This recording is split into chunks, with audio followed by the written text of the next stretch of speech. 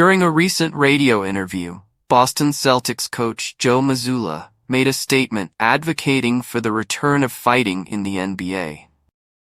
This sparked significant backlash and highlighted his lack of understanding regarding the historical and racial implications of such comments. Mazzulla expressed confusion over why fighting is accepted in sports like hockey and baseball, but not in basketball, implying that the NBA should allow players to throw down a little bit. His attempt at clarification only raised further questions. He claimed he wasn't really pushing for legalized fighting, but rather discussing how fouls are called, suggesting that the league should be okay with a little conflict. However, this perspective fails to grasp the broader context of how violence in basketball is perceived compared to other sports. The idea that fighting in basketball is like hockey or baseball is misguided. Historically, fighting in the NBA has not been embraced in the same way.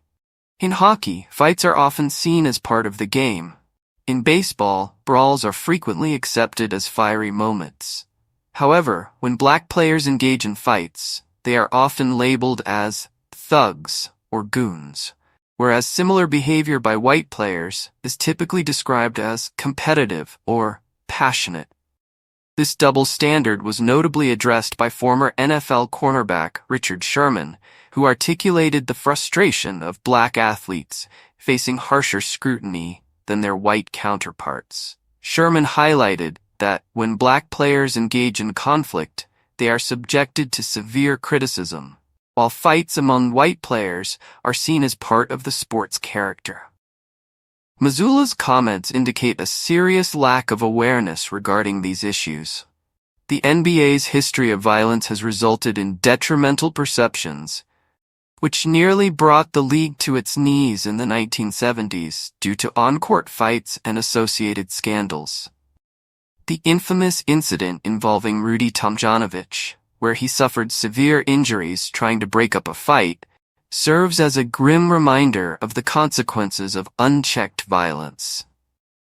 In the wake of the 2004 Malice at Palace, which further stigmatized players, the league worked hard to reshape its image.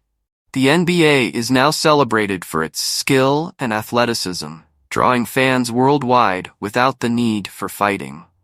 Instead of returning to a culture of violence, the focus should be on the game's beauty and the incredible talent of its players.